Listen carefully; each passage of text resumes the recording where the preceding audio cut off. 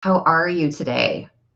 Hopping on, just taking a little break. I'm super packed, busy working with clients today, doing lots of sessions over email, which when I first started doing this, and I was like, I can just do connections with people and work on them and have their subconscious just telling me all this stuff, and I can just type it all down and then email it to them.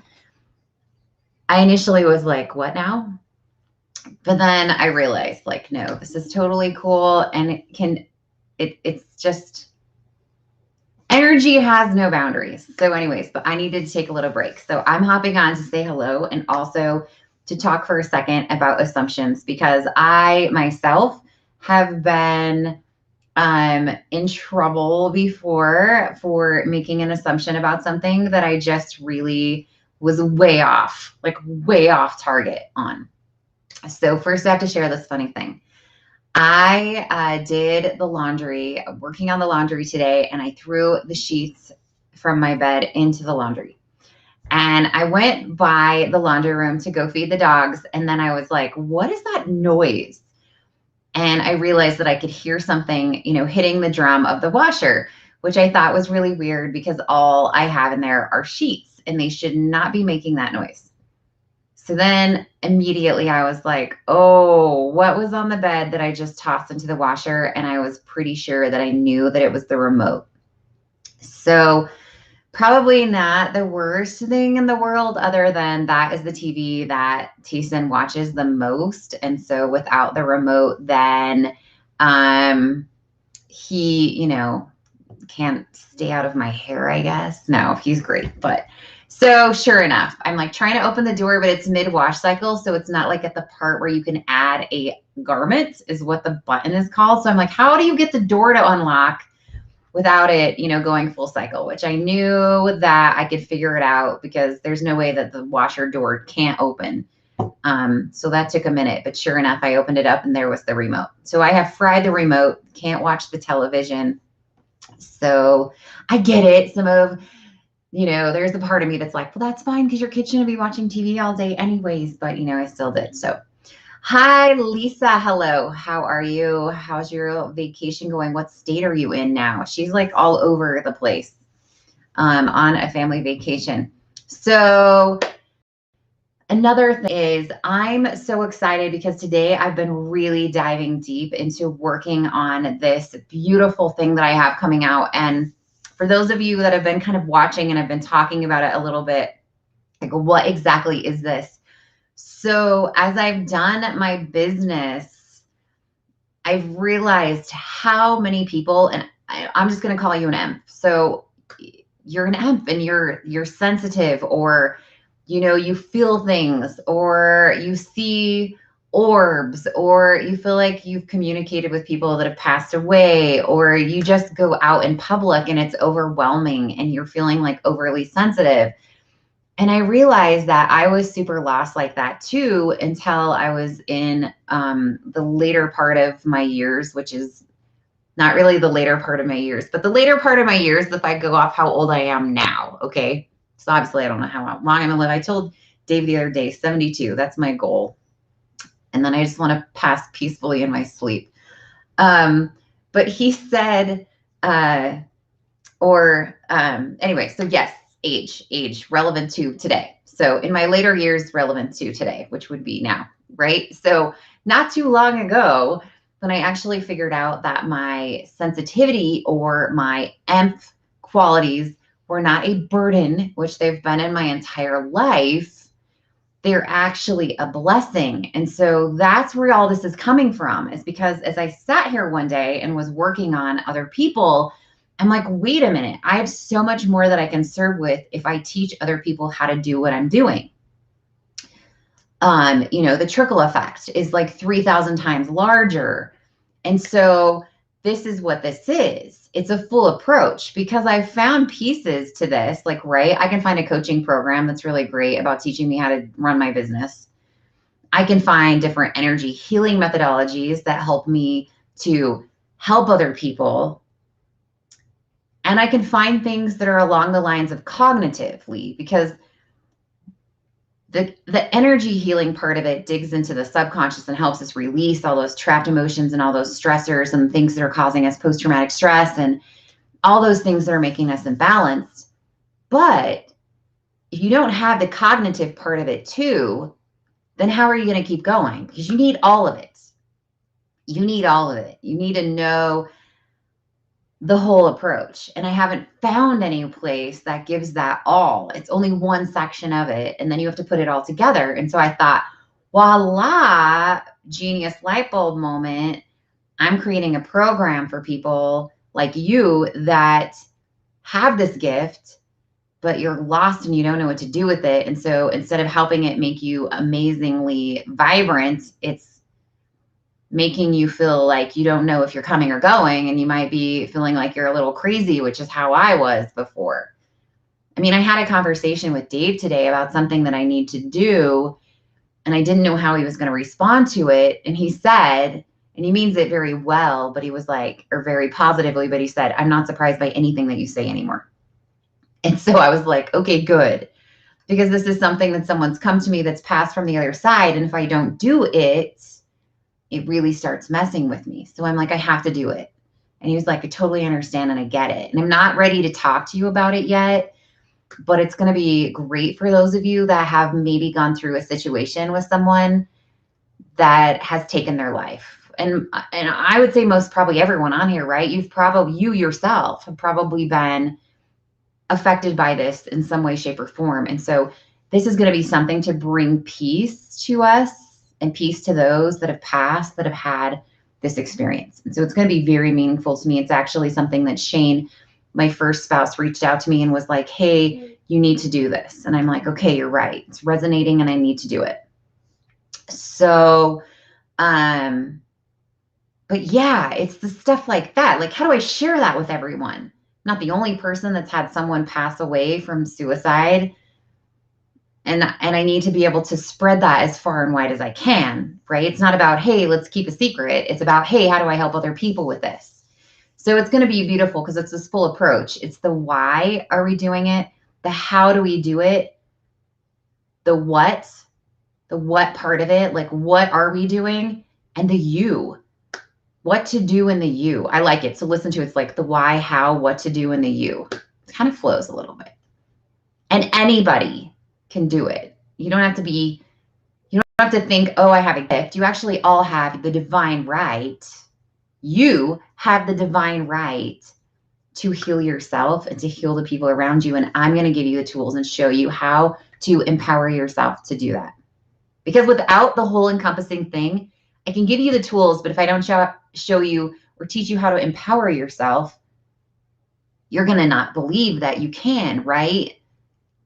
Right? You're sitting there thinking to yourself, wait, I can't do this. Can I? Yes, you can. So that's why this is going to be so beautiful, is because it's going to encompass it all. We're going to deal with the fear. We're going to deal with your anxiety. We're going to deal with your doubt, your self-doubt, your self-sabotage, whatever, you happen to be dealing with. You're like me, like it varies from day to day, but it's going to be fantastic. Okay. So there's that. But now I'm going to talk to you for a second about assumptions before I get back to work here. Assumptions. So assumptions can be really very damaging to us. And this is like the part of my program right now that I'm talking to you cognitively, because that's got to be a part of it. We can teach you how to heal, but if you wake up today and you have an assumption about something, it can really take you down the rabbit hole. And so I'm going to use someone as an example that if you're watching this, just know that I absolutely love you. And when I read your message this morning, it ripped my heart out. It ripped my heart out because I was like, oh my word, I do not want you to be thinking that what you messaged me was actually truth, because it really wasn't. And I want you to know that I have been in your situation before. I have assumed that someone thought a certain way about me, and I self-sabotaged because I didn't allow them to connect with me or have a relationship with me, because I just assumed that they must be part of this You know, we create this big picture, right? We have this big picture in our head of the people that we think that don't like us. And so when we don't give someone, Lisa, I actually don't know yet, because sometimes it sort of resonates with me, not even until that morning. So I'll probably figure it out later today so I can make a post about it, so I can post it, the topic. But sometimes we don't give someone the benefit of the doubt of being able to, have a relationship with us, because we already have it in our head that they must be part of this population of people that we think are all out to get us. And I caught myself even doing that this week, where I was like, ooh, if they've talked to these other people, or they've, been around someone that I know despises me, then I'm just assuming that they must not like me already. Right. And that's what we do. And then we give off a vibration that's negative, that doesn't even allow those people to connect with us, because we're already giving them off the like, stay away from me. When in reality, we have people that we should allow, to connect with. So I've done this with people at work, where I've like read something and I might be in a bad mood myself, where somebody's already triggered me. And so then I read an innocent bystander's email, right? And I'm assuming that they want to fight. So then what happens, right? Then I send back an email back and it's aggressive or passive aggressive.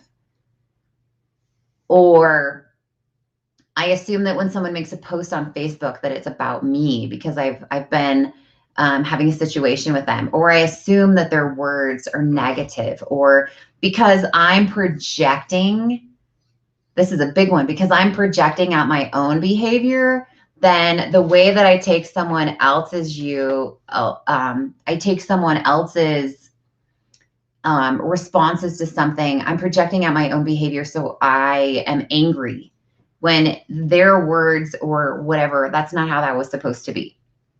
And so we can really assume something when someone says something that's not the way that they meant it, but we take it completely different. Text messaging is the worst, right? I'm horrible. Well, I will say I've made progress.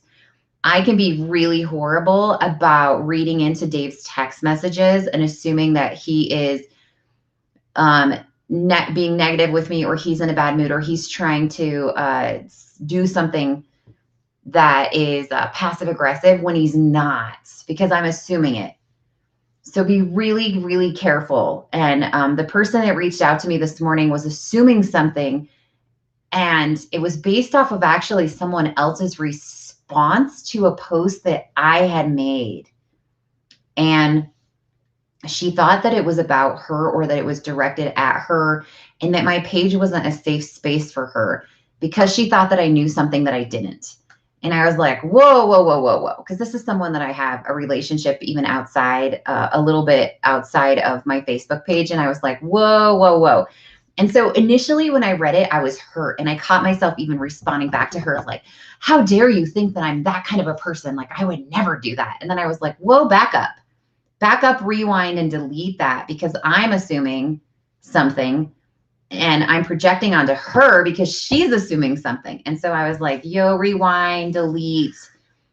And then I had to take a moment for myself and do what I'm going to tell you now. Like, how do you deal with this? Clear, concise communication. That's me saying to Dave, hey, are you upset with me right now? And be honest. And then I expect him to respect me and give me an honest answer back. And sometimes I tell people like, hey, this is a safe space. I need you to tell me how you're really feeling without me overreacting and ripping your face off, because I kind of do that sometimes when I'm, not in a good spot. So I know that that's a weakness that I have. So I'm going to tell someone like, hey, I need you to communicate open and honest with me without any retribution, and you need to be in a safe space. So tell me how you're actually feeling, but then be respectful and don't get into their chili. Like, you need to allow them to tell you how they're really feeling. So that's what I did. I responded back and I was like, okay, hey, I just want you to know that what you're thinking actually didn't happen, and what you're thinking actually isn't true. And I get how, using the word understand, although I'm not sure if I said that today, using the word I understand how you feel is key. I understand how you're feeling, So I want you to know that this is not the way that I meant that, or this is not how I came across. And I totally understand how you could be feeling like that. So there you go. Those are my tidbits of advice for today about assuming things, because assuming can be really devastating. It can really ruin some relationships, it can really be devastating for families. It can be devastating for everyone. So, try not to get sucked into that rabbit hole, but I am 100% have been a person to assume. And then I have let my mind go off the deep end about, what people are thinking about me, what people are saying about me, what do blah, blah, blah, blah, blah, blah, blah. So, okay. Hello. Okay. Hi, Amber. Hello. I hope you're having a beautiful Sunday. Hello, Tim. Happy Sunday to you as well. Lisa. Yes. Oh, my pictures. I know. I am like, so, they came out exactly like I shared my vision with the photographer, and she did a fantastic job on, incorporating in my vision of what I wanted this to look like. And it's coming at such a beautiful time where I'm getting ready to launch this whole new thing to be able to expand my reach out to everybody. Communication is so essential. Yes. Okay. I do couple sessions on how to communicate with each other on the same level. So usually is what I do with couple sessions, a little different than your traditional therapy. So I work on couples individually, but we work on creating a beautiful energy space between you, which this is why I really like it. So I've been down the couples therapy path myself multiple times with both of my spouses multiple times. Here's why I feel like it doesn't really work for me, is because you sit together and it becomes a bashing session, and all you do is complain about each other. And it's really difficult to actually feel like you're getting anywhere. Plus, I also feel like, at least for me, it's a lot more difficult, or has been more difficult for both of my spouses, to openly communicate how they're feeling. I just feel like a lot of times we are culturally raised that it's okay for females to spill their guts and to, oh, Lynette, I'll come back to that.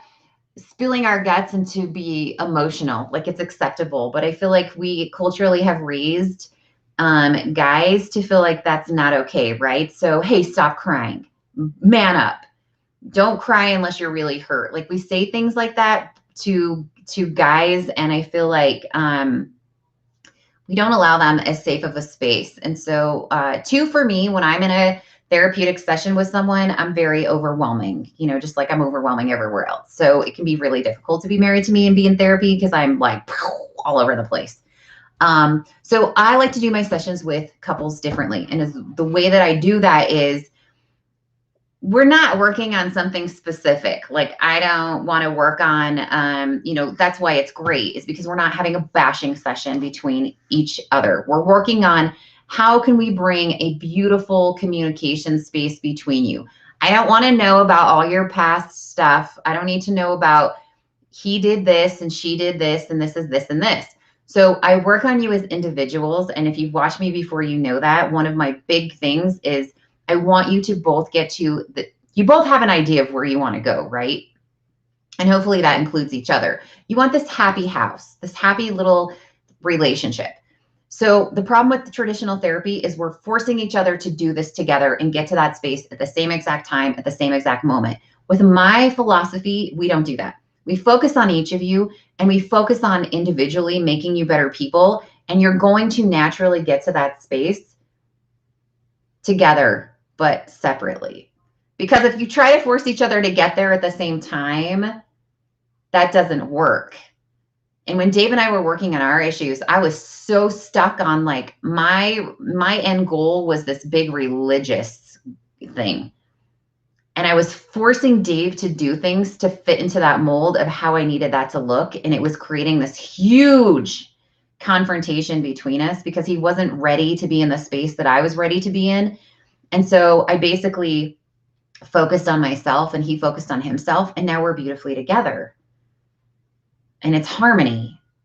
And that's how my program works. So hopefully that answers your question. I work on you individually so that you can come together in a beautiful space that works for both of you instead of forcing you into this path of, making it all work, because that's just stressful. It's just really stressful. And then what do? You leave therapy and you have like these goals, and then you're like, you're not doing what you said you were going to do. And it just creates more contention. So I don't work with it like that. We work on your communication. Assuming is the worst, making an ass out of you and me. What movie was that in? I don't know, but I love that. That's hilarious. I don't know what movie that was in because I'm really super bad about remembering any quotes from any movies. But that's awesome.